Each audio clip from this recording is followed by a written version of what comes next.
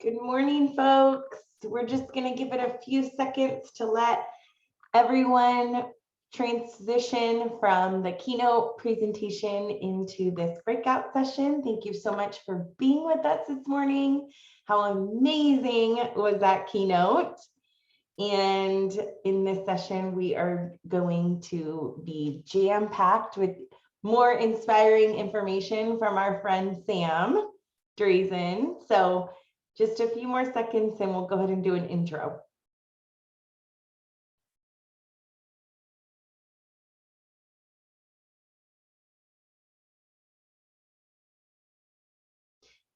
Okay, hello and welcome to Inclusion, the What, the Why, and the Next Steps, presented by the fabulous Sam Drazin. I'm Janelle Mercados, Project Coordinator for SIP, your moderator for this informative breakout session. Just a few logistics. The webinar is being recorded and it will be archived and you can access it for about a month after the conference on the conference agenda. Closed captioning is also available, so you can click the CC button at the bottom right-hand side of your screen. And we have Spanish interpreters, so you are welcome to access interpretation by clicking on the interpretation icon. We will ensure that our ASL interpreters are spotlit throughout the session, so they will be there for you as well. Feel free to interact in this session in the chat box, engage with one another, talk to Sam, comment to Sam. We'll make sure he sees all the wonderful comments. And then if you have questions, Sam is going to engage in a Q&A at the end of the session. So please throw your questions in the Q&A box. With that, I'm going to go ahead and turn it over to you, Sam.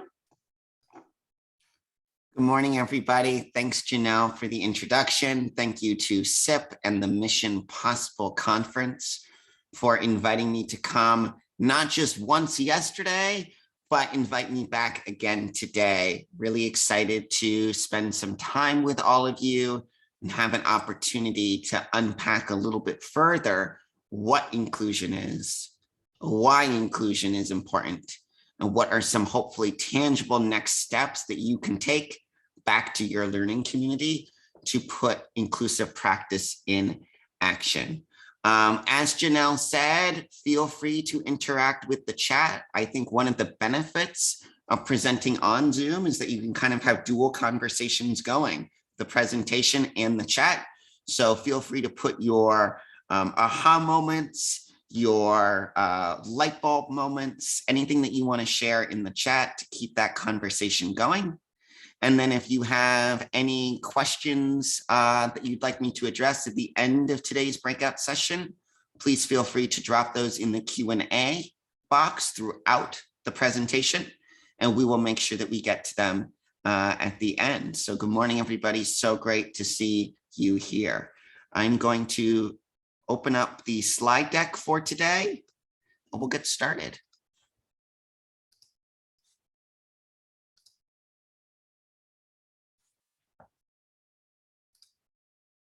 So today's breakout session, you are in inclusion, the what, the why, and next steps, presented by me, Sam Drazin. So who am I? I am a former elementary educator. So shout out to any elementary educator or former elementary educators out there. I taught 3rd grade, 5th grade. I then did some work in special education in middle school. Left the classroom about 8 years ago to embark in this journey.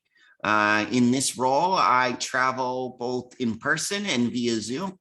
I present to parents, I present to students, I present to educators. Pretty much if you're a stakeholder within a school community, I've presented to you on these topics. In addition to being a presenter, I am the founder and executive director of Changing Perspectives, a nonprofit organization. And I also live with my own difference and disability. I was born with a rare facial difference called Treacher-Collins syndrome. I've had 8 facial reconstructive surgeries, and I wear a special bone conductive hearing aid on my head. So I like to describe myself as someone who's been on both sides of the desk, the side of the desk as a student with a difference in disability, and the side of the desk as a teacher with a difference in disability. As I say in every one of my presentations, I hope this isn't the end of my relationship with all of you, but rather just the beginning. I've put my email address up here on the screen, and that's going to be dropped into the chat. And you're also welcome to connect with me on social media platforms if you choose. I'm more than happy to connect with anyone after today's breakout session to talk more specifically about the work that you're doing in your learning community, and if there's anything I can do to continue to support you. Changing Perspectives is a 501c3 nonprofit organization. Our mission is to partner and collaborate and work alongside schools and districts across the country to promote social emotional learning and help schools cultivate more inclusive and equitable learning communities with really a lens and focus on students with disabilities. We do our work through offering schools access to SEL and disability awareness curriculum, providing professional development trainings like this one today, and also working with schools to engage families in this work as well through family engagement workshops. The website to Changing Perspectives was up here on the screen, as well as I encourage you to follow us on social media, and I'll make sure that my website is also put in the chat. But now that you know a little bit more about me, I think it's time that we jump into today's session, which is the what, the why, and the next steps for inclusion. So before we jump into the what, I want to do a quick exercise that I like calling the inclusion light bulb moment. I think this is a great little exercise that you could do with staff at your school to get everybody thinking a little bit more about their investment in inclusion and inclusive education. So I'm going to share right now my inclusion light bulb moment, a short story. And as I share, I want all of you on this call to be thinking about what is your inclusion light bulb moment. And if you are so intrigued, feel free to drop it into the chat. So here's my inclusion light bulb moment. When I was teaching third grade, pretty young teacher right out of undergrad, I had a student in my class one year that was diagnosed with, her label was apraxia or dyspraxia. And so she was, third grade, but cognitively really 4 years of age, nonverbal. And I was talking to her mother one day, and we decided that third grade might be a good opportunity to talk with the rest of her classmates about how she's a little bit different. So one morning at morning meeting, we gathered the students in a circle. The student with a disability was a part of the circle. Her mother was there, her special educator case manager, and her one-on-one paraeducator were all a part of our circle. We started by just sharing with the students about their classmate and how she's learning things at a different rate. Talked about her strengths, talked about her needs. After we kind of unpacked that, we then asked the fellow third graders, does anybody have any questions? And at first, the students looked towards one another and didn't say anything because we've created a system, we've created a society where we don't talk about disability, where it's taboo to talk about disability. But finally, one brave little third grader raised their hand and said, well, what does she like to do on the weekends? And her mom said, well, she likes to watch TV. She likes to play with her sister. She likes to ride her bike. And another third grader raised their hand and said, well, what TV shows does she like? And her mom shared that she likes SpongeBob and she likes this and she likes that. And another student raised their hand and said, well, I like those TV shows too. 3/4 of the remaining conversation were how the classmates without disabilities were making connections to how they were the same as their friend with a disability. And that was my inclusion light bulb moment. That was that moment that I hit as an educator where I thought, wow, if teachers, if adults can push themselves outside their comfort zone, if we can be armed with the tools, the strategies, the supports, and the resources to facilitate conversations with students about disabilities in real vulnerable ways, that's really where we empower students with disabilities to feel more self-confident in who they are, to become greater self-advocates. And that's how we help all students become change makers for a more inclusive tomorrow. And really, I see that as the ultimate goal of inclusive education, right? Inclusive education is about empowering, it's about educating, it's about inspiring our students to be the inclusive change makers of tomorrow. So I encourage you to think about, what is your inclusion light bulb moment? What was something that happened to you professionally or personally, or related to someone with a disability, that really was that aha, that light bulb for you, that inclusion works. Inclusion is important. Inclusion is valuable. And as you think about your inclusion light bulb moment, or if you think this might be an exercise you want to bring back to your school, I then encourage you to reflect a little bit on that moment. And if you want to take a screenshot of this slide or a picture on your phone, I invite you to, if you want to hold these questions. What surprised you about your inclusion light bulb moment? How or why did this moment maybe shift your perspective on inclusion? What fears did you have in the moment? How was it perceived by your colleagues? And what was the biggest lesson you learned? And I see the chat box and I see the numbers going up and up and up. And I love that people are sharing their thoughts here. This is great. Thanks everybody for participating in the conversation. So now that we're kind of warmed up, we've talked about our inclusion light bulb moment. I've shared mine. Hopefully I've inspired you to think about your own, inspired you to think about how you can bring this concept, this just brief activity of think about your inclusion light bulb moment back to your school. Let's take a moment to take a step back and talk about what is inclusion. I think a lot of times when schools talk about inclusion, they don't always define what does inclusion look like, feel like, and sound like.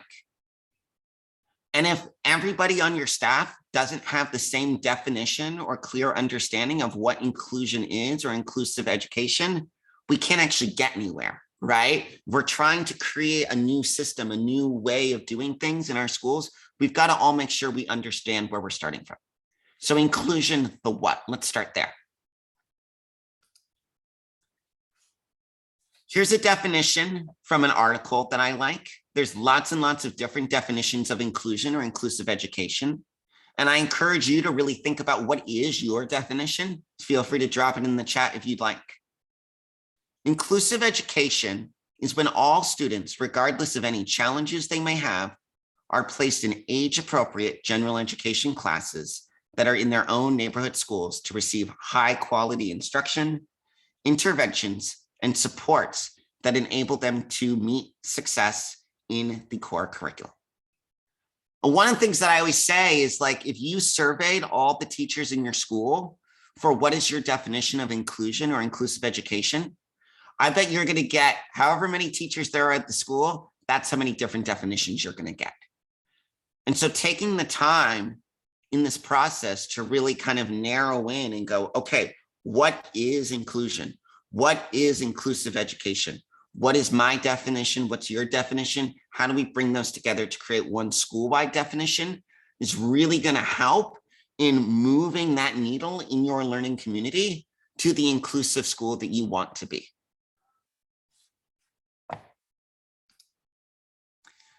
I want to show you a short video clip now. I'm only going to go about halfway through, but in this video clip, it interviews a superintendent and a school system who talks about what inclusive education means to him and his school. And at the top of the slide, you'll see a quote that I pulled out from the video. And this superintendent, one of the lines he says is inclusion has to do with not excluded intentionally, by design, or unintentionally. And I think it's really, really powerful.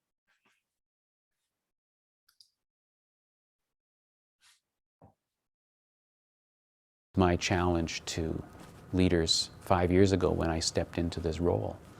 How do we create a district where everybody's in and not excluded intentionally, by design, or unintentionally?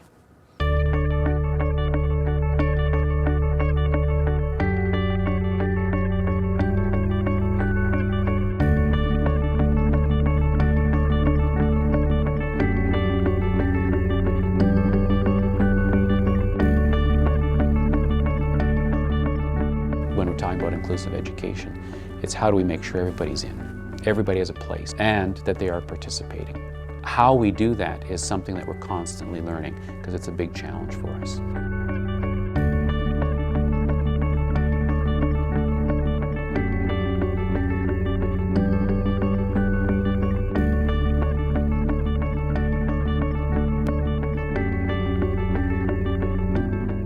When I think about inclusive education, learning is the core work of a school district, but in a school, we actually establish our own school-based community where kids have a place, they have roles to play, that the adults work together with the kids. And so in that little community called a school, kids learn not only the academic requirements, the learner outcomes, but they also learn how to get along, they also learn how to manage conflict, they learn a whole variety of citizenship skills and knowledge related to learning how to work and live together.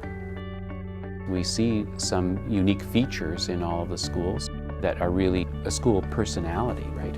That emerges, and that's one of the great features, I think, of paying attention to and being responsive to what's going on in the community.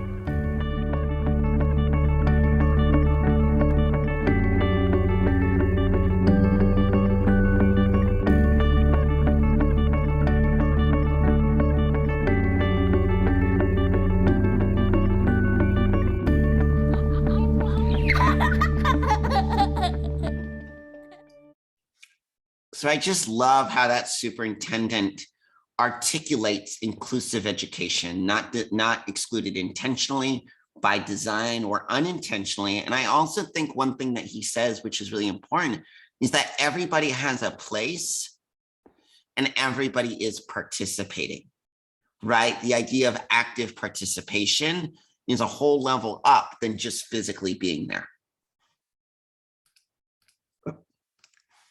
So in order to really have the greatest success around inclusion and putting inclusive practices into place, embedding them into the fabric of your school system, we need to ensure that schools have a common understanding of inclusion. Common understanding is going to equal success. I really encourage schools as a first step to think about what is your school-wide agreed upon and understood definition of inclusion. And recognizing that within a district, each school has its own culture, right? So that definition might not be able to work at a district level all the way down. It may need to be school by school by school by school. And when we talk about it being understood, we need to ensure that that definition is understood by all of the stakeholders within your learning community. And I'm going to talk more about stakeholders this morning, but stakeholders being your students need to understand the definition of inclusion. Your teachers need to understand the definition of inclusion.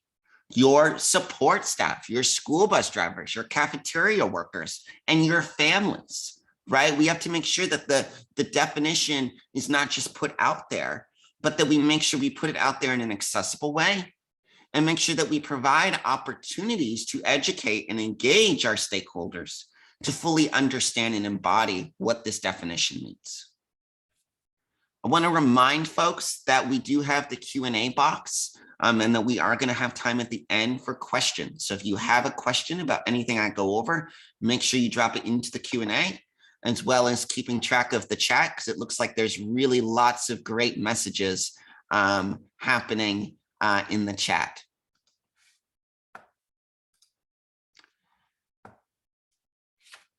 Oftentimes, when I hear that schools are working on inclusion, I think inclusion can feel like this huge, ominous weight being like put on the shoulders of educators.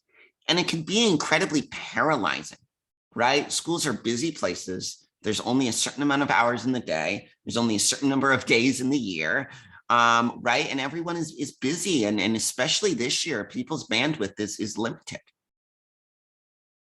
So when we think about the what of inclusion, I like to break it down into 3 components to make it a little more digestible and more bite-sized for folks. So when I think about the 3 components of inclusion, I think about inclusion being broken up into, academic inclusion, physical inclusion, and social inclusion. And when we break it up into these three components, I think it could be a lot more digestible for folks to think about how do they tweak their instruction? How do they modify their practice? How do they modify their systems to become a little bit more academic, physical, and socially inclusive to all students? So what I want to do is break down a little bit more what I mean by academic, physical, and social inclusion. So let's start with academic inclusion. So what is academic inclusion? So academic inclusion is considering how accessible are the academics, right? I'm talking about the content themselves. So if you are reading a book, do you have that book available on audio as well? Do you have that book available in Braille? Do you have that book available at different, maybe it's not the same book, but it's a book that covers the same topic at different developmental ages? So really think about academic accessibility. Is the content you're trying to teach accessible to all the students? Now, on the other side of that, we want to talk about academic participation, because as they said in the video, inclusion is not just everybody being there, it's about everybody participating. So are we structuring our discussions?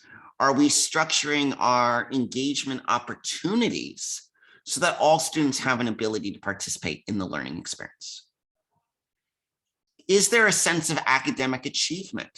Is academic achievement inclusive? So in other words, we have to move away from the model of setting the bar here for all students and setting the bar at different levels for each student.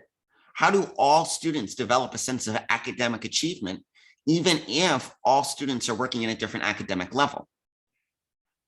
And diversity representation. Do each of our students feel represented in the curriculum themselves?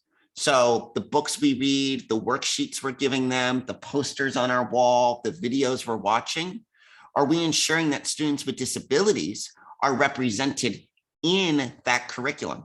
So our students in the classroom feel like they're being represented in that way. So again, academic inclusion is really about accessibility, it's about participation, it's about academic achievement, as well as representation. And I encourage you as I go through this for you to almost like be kind of putting together maybe a checklist in your mind of like, how academically inclusive is my school? Or whatever role you play at the school, maybe you're already thinking now about, are there some things that I could do, some small adjustments I could make to make my learning experience for my students a little more academically accessible, academically inclusive.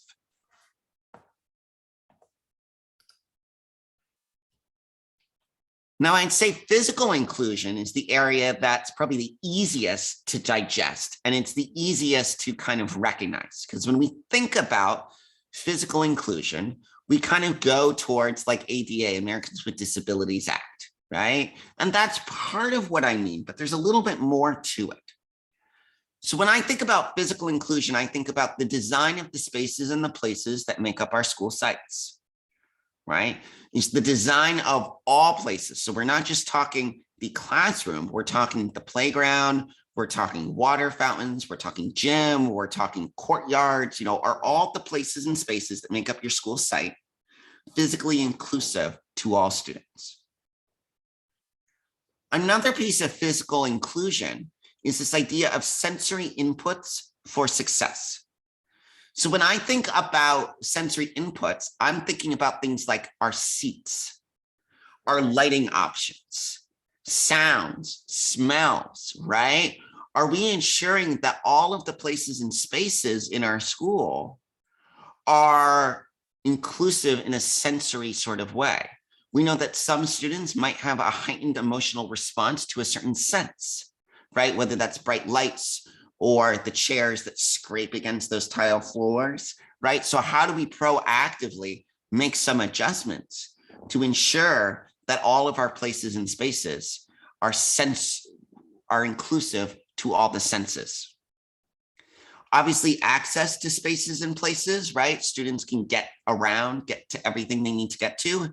And then access to materials. So thinking about where the computer is located, heights of shelves, all of that. So it's about the design. It's about sensory inputs. It's about flexibility. It's about access. The third component of inclusion, which is my favorite, which is also, I think, the hardest for schools because it's the most intangible. And I think it's the one that teachers are generally not given much training about, which is what I call social inclusion. Social inclusion has to do things with inclusive play. I think oftentimes we assume that students know how to play inclusively, but oftentimes they don't. So have our students been explicitly taught what does inclusive play look like, sound like, and feel like in our learning community? It's about creating a sense of belonging and the ability to participate. Does everybody feel like they have a sense of belonging at your school? And is everybody able to participate? We need to ensure that our learning communities are ones that value diversity. If our learning community doesn't value diversity, doesn't look at disability as just another form of diversity in our learning communities, it's going to be really hard to really cultivate a socially inclusive community. And that everyone has a role. I believe that all students have the ability to be leaders, but not all students are leaders in the same way. So how are we designing opportunities in our schools, social engagement opportunities, where everybody has a role to play? So as you think about inclusion, I encourage you not to get overwhelmed by inclusion, but to think about inclusion in these three buckets: academic, physical, and social. And I think it can be a much easier way to start thinking about making changes or encouraging your colleagues to make changes in your school system. All right, so we've talked about the what. We talked about the what by watching the video. I give you a definition. We talked about inclusion into three parts. Now let's talk about the why. Now, I don't want to beat a dead horse because you're all here at the SIP Mission Possible conference today because you probably already understand why inclusion is important. But I want to break it down for you a little bit more and maybe give you some new ideas as to why it's important. One, although what we're doing is asking folks to consider how they change practice, how they change systems to be more inclusive for one population of students, i.e. students with disabilities. Ultimately, becoming a more inclusive learning community benefits all students. So when we think about the idea of UDL and universal design for learning, we're making a tweak for a specific population or a tweak for one student, but ultimately we know it's going to positively impact the academic, physical, and social inclusive experience for all students. And so the way that I like to visualize this is the curb effect. So up here on the picture, you see the sidewalk and how it dips down to the crosswalk. That's called the curb effect, right? And that was designed because of Americans with Disabilities Act for individuals with mobility issues. So folks who mostly use wheelchairs. But this curb effect, this one, I will screen share here. This one, hang on. You got so excited, your hand hit the. I did. You know what I always say, Janelle, is no presentation is complete without one little technical glitch. And that was our technical glitch. Now you've left us hanging about this curve effect. We'll get back. All right. So where are we here?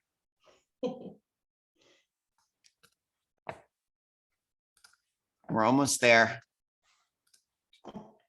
You make this so relatable for all of us. Thanks for your flexibility. So the curb effect, right? We make one shift in the infrastructure of our sidewalks to the crosswalk. to be more inclusive to those with mobility challenges, but it actually impacts and supports so many people in our society. So I'm going to show you another short video clip called The Curb Effect. And hopefully this gives you some more food for thought about how the curb effect helps everybody. But if we start designing our schools in an intentional way for students with disabilities, it's going to support all of our students.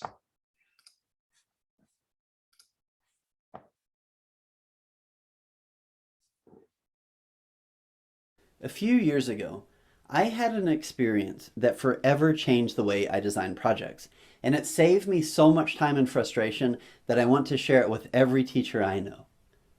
For years when I designed projects, like 10% of the students seemed to be okay no matter how poorly I designed it.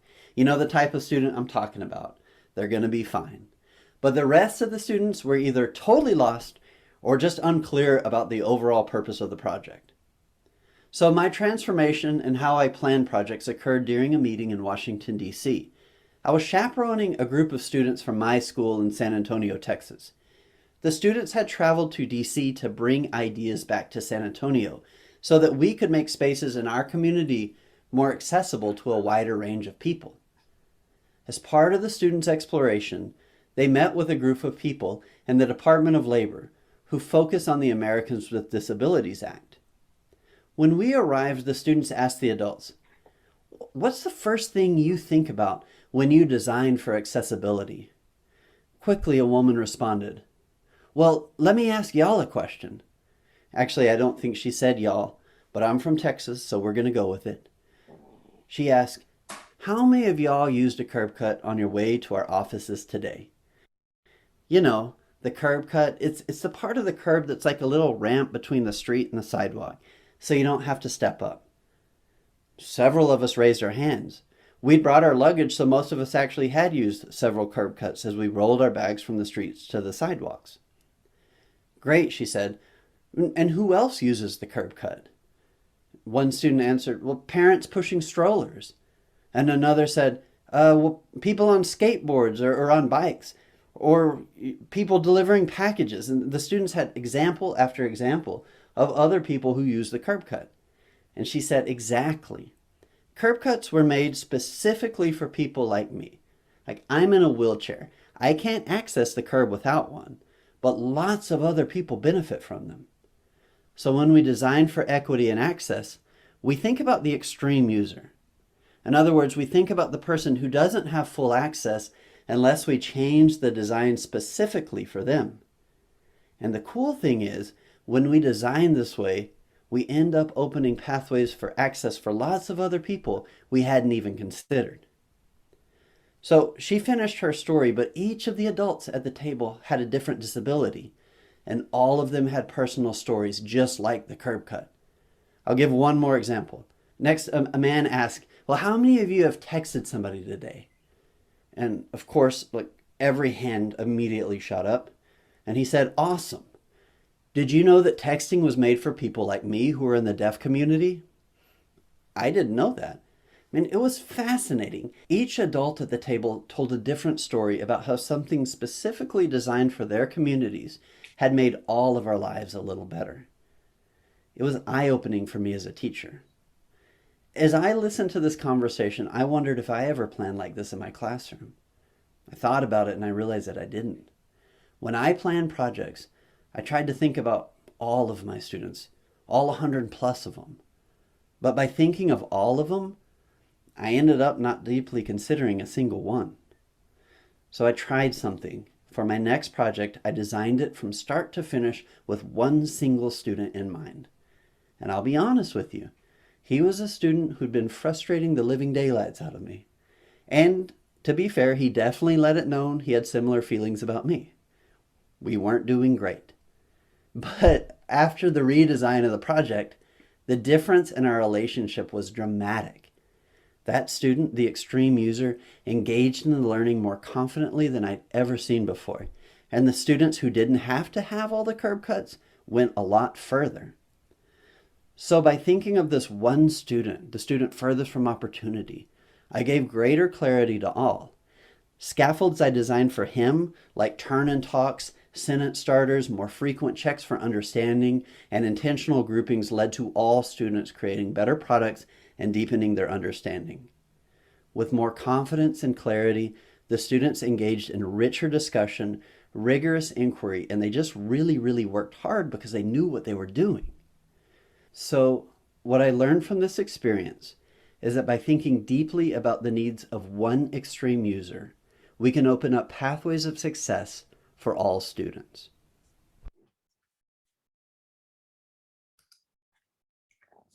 So I think that's a great video that illustrates this concept of UDL, that illustrates this idea that by creating more inclusive learning opportunities academically, physically, and socially for our students with disabilities, it will in turn support and benefit the well-being of all the students in our learning communities. We know that inclusion and inclusive practices supports the social and emotional growth for all students, as well as academic achievement. It provides opportunities on the social and emotional side for students to gain more skills around empathy, perspective taking, recognizing that other people experience the world in different ways, evaluating our own strengths and needs, building relationships, advocating for ourselves, and supporting others. We know on the academic achievement side of things, it allows students to explore academics in a more individualized way, differentiates instruction, allows more access points to the information, and with all of that blended together, supports a greater healthy environment for all. So again, I recognize that we're all here because we probably already know why inclusion is important.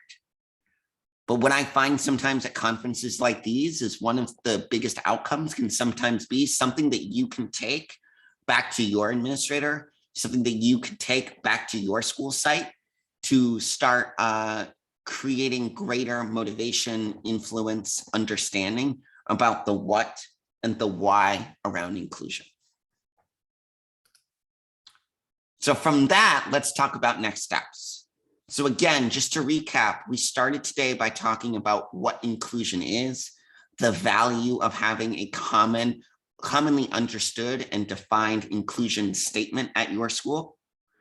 From that, we talked a little bit about why inclusion is important, how inclusion benefits all students, both academically as well as socially and emotionally. We unpacked inclusion into 3 areas: academic, physical, and social.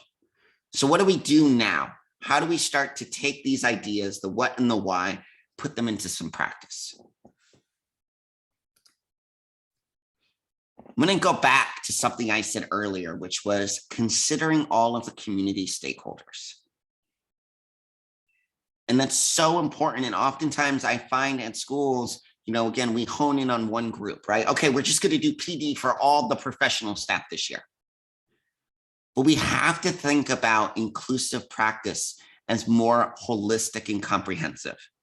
How do we think about what are we doing in our school to educate, engage, and inspire around inclusion our educators, our students, and our families? So as I go through the next steps, I want us to be thinking about how are we able to apply some of these steps to each of these stakeholder groups, and recognize the way we apply them is going to vary based on the stakeholder group.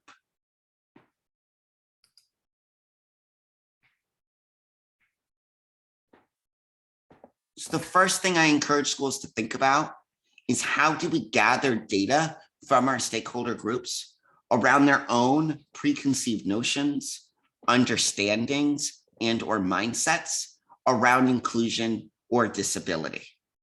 So thinking about, I just worked with a school this year. It was really cool. I worked with a whole district, and we decided that, what they decided that they wanted to do was collect data from 5th and 6th grade students about how they perceive academic, social, and physical inclusion already happening at their district, right? So we crafted a survey that really focused on questions in those 3 areas of inclusion and administered it to the students to collect information, right? So think about how can you gather data from your stakeholders to inform what are the strengths of your school already, and then where are those gaps that we could increase our academic, physical, and social inclusive practices. Providing professional development trainings for educators is really important for all educators. Reach out to schools in your area that you know are having success with an inclusive program. Invite them to come to your school and share how they got where they are. What were the obstacles? What's working? What isn't working? Think about ways that you can engage family partners in this work and sharing resources on the topic. Now, to break that down into more of a 3-step plan, there's really 3 steps that I recommend schools start with. And again, each of you on this call might be in a different place. So I hope there's at least one piece of this that you can take back and put into action. So 1, data collection and evaluation. Before we jump into what's our vision for inclusion, let's first figure out what's our baseline. Where are we at? Provide opportunities to examine what are the current areas of strength in your learning community. And again, I'll go back to the what and those 3 components. Don't just say, what are the areas of strength of inclusion? Because that's so broad. What are the areas of strength when it comes to academic inclusion, physical inclusion, social inclusion? And likewise, we can learn as much about what's already working in terms of what isn't. So think again about, okay, what are the areas that we need improvement in academic, physical, and social inclusion?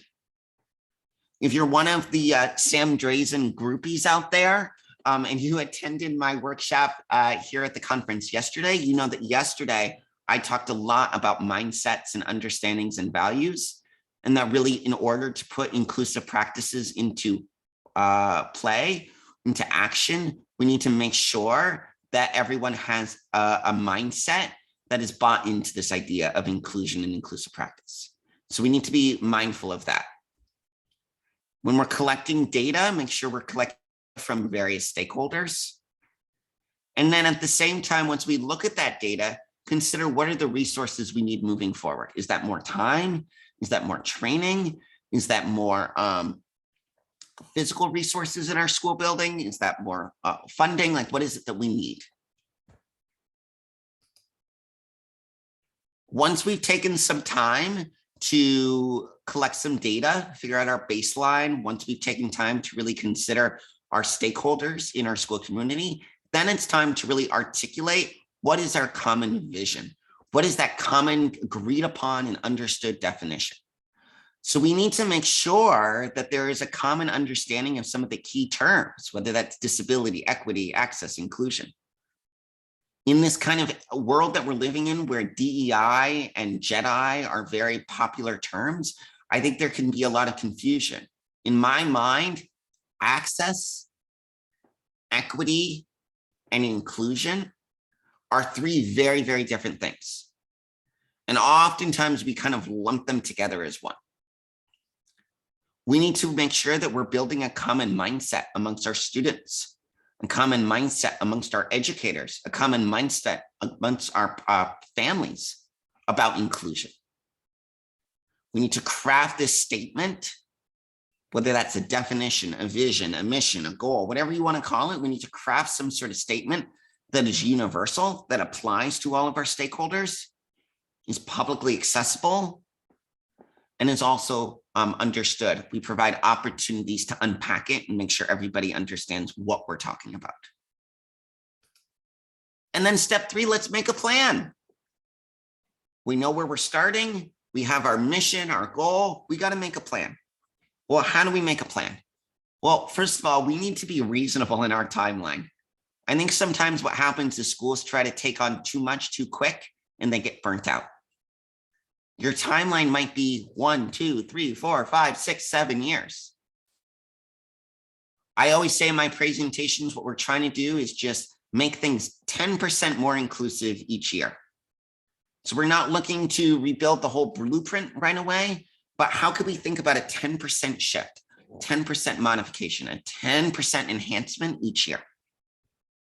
When we build our plan, we want to include all of our stakeholders. What are the roles and responsibilities that each stakeholder group is going to play in bringing our plan to life? We want to be reasonable about what are the resources we need. You know, if we think about physical inclusion, do we need more seats? Do we need more different types of seats? Do we need more fidgets? Do we need different lights? Do we need more time? Do we need more people? Do we need more support? Like, what is it that we need? And then how are we going to measure our outcomes? And again, if you use the model of academic, physical, and social, that could be a great way to build some benchmarks, build some pre and post, right? So how do we measure where we are academically, physically, and socially when it comes to inclusive education at X date? And then how can we measure that again?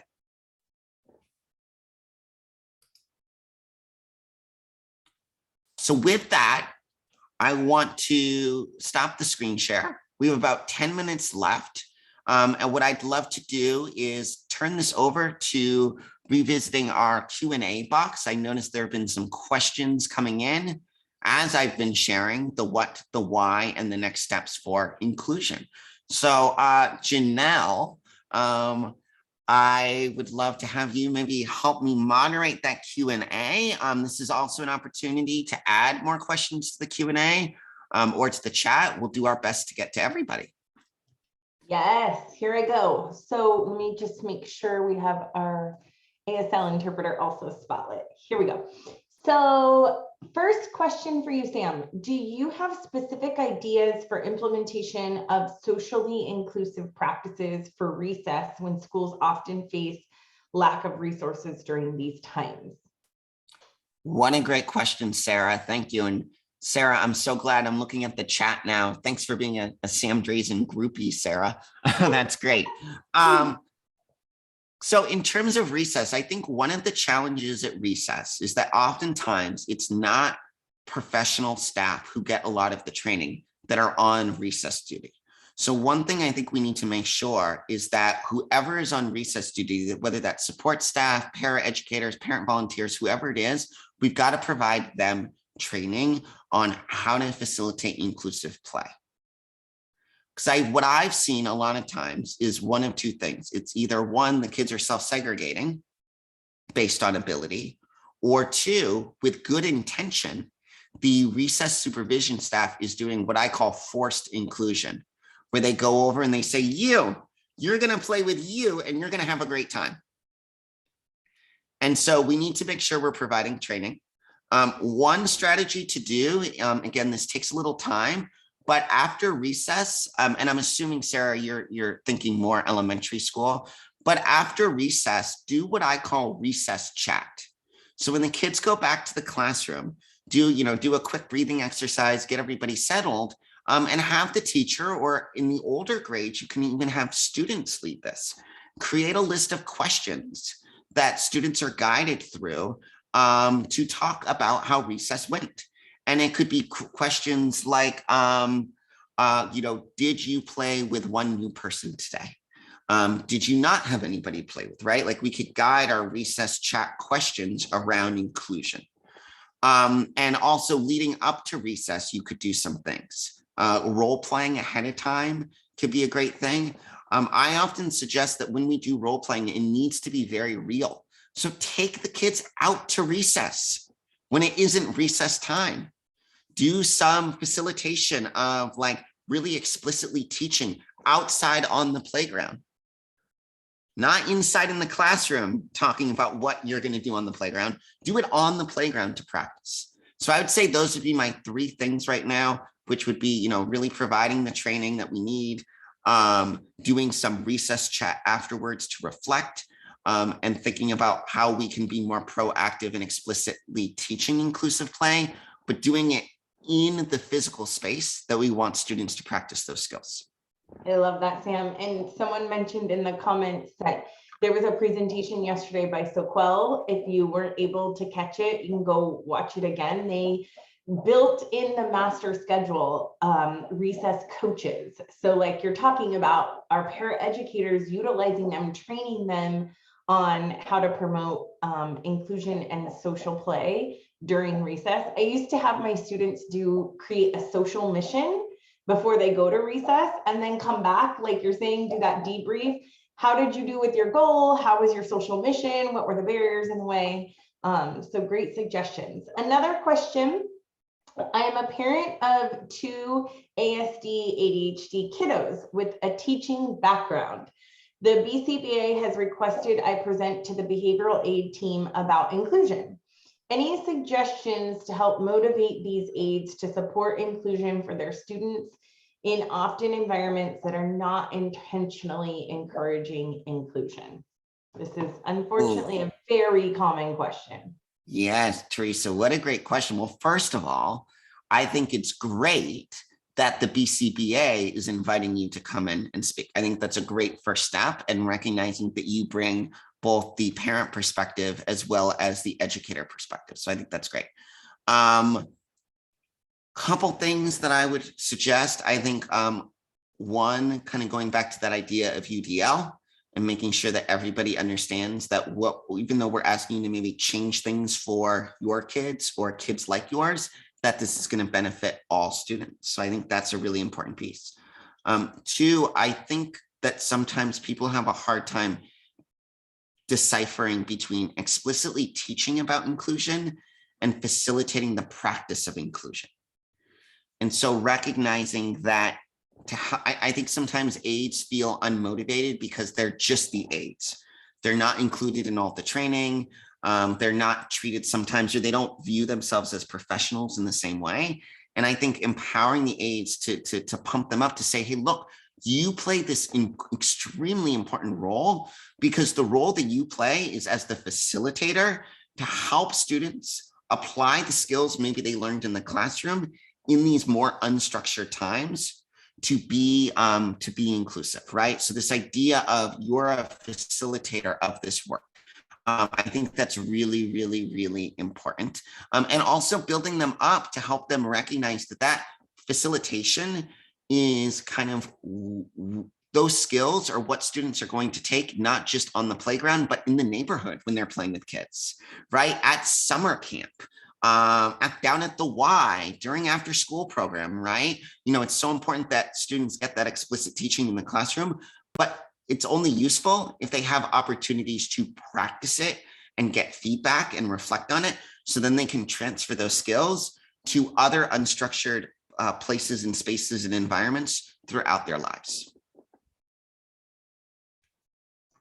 There's no doubt that, I mean, our paraeducators we need to empower them, and they are so incredibly dynamic and useful in our settings, in our school settings. Another great question. How have you supported schools who become complacent with physical and social inclusion? They don't feel the need to move towards academic inclusion for students with significant intellectual disabilities. They still feel special day classes are most appropriate. Thanks, Kimberly. Good question.